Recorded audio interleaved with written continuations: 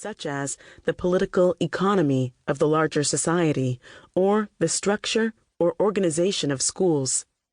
Consequently, the cultural deprivation paradigm, as Ryan cogently argues, was widely viewed as blaming the victims for their dismal educational status and structural exclusion.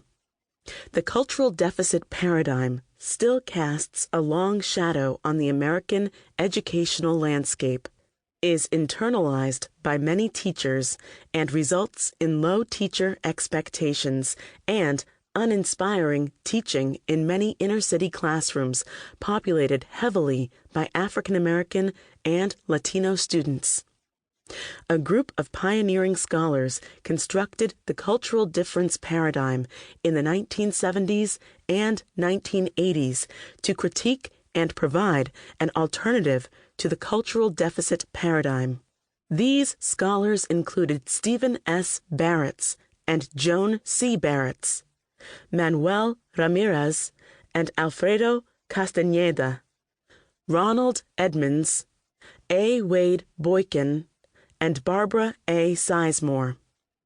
The cultural difference explanation provides a significant antidote to the cultural deficit paradigm and reveals the strengths and resilience of the families, communities, and cultures of students from diverse racial, ethnic, and linguistic groups. A second generation of cultural difference theorists concerned about the disparities in academic achievement between mainstream students and students who are marginalized within the school and the larger society have done research and constructed theories that have generated teaching implications for the cultural difference theory. These scholars, who include Catherine H. O., Gloria Ladson Billings, Lisa Del Pitt, Jacqueline Jordan Irvine, Louis Moll, and Sonia Nieto, have constructed a theory of culturally responsive teaching, also called culturally relevant pedagogy, that gives hope and guidance to educators who are trying to improve the academic achievement of students from diverse racial, ethnic, cultural, linguistic, and social class groups. This theory postulates that the discontinuities between the school culture and the home and community cultures of low-income students and students of color are an important factor in their low academic achievement. Consequently, the academic achievement of these students will increase if schools and teachers reflect and draw on their cultural and language strengths.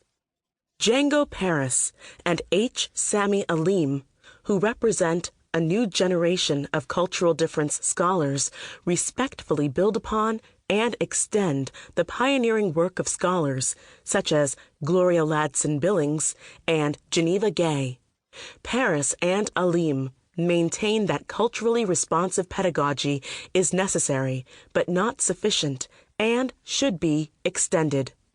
They argue that educators also need to sustain the cultural characteristics of students from diverse groups in addition to reflecting or responding to them.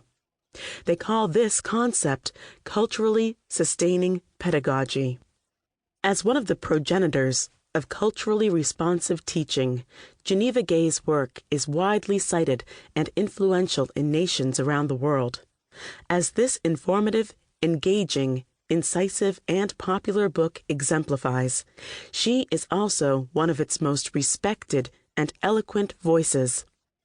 The rich theoretical insights and pedagogical interventions described in this useful and erudite book will help practicing educators deal effectively with the growing ethnic, cultural, and linguistic diversity within the United States and its schools.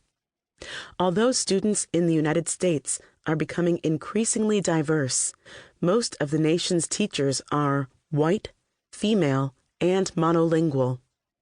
Race and institutionalized racism are significant factors that influence and mediate the interactions of students and teachers from different ethnic, cultural, language, and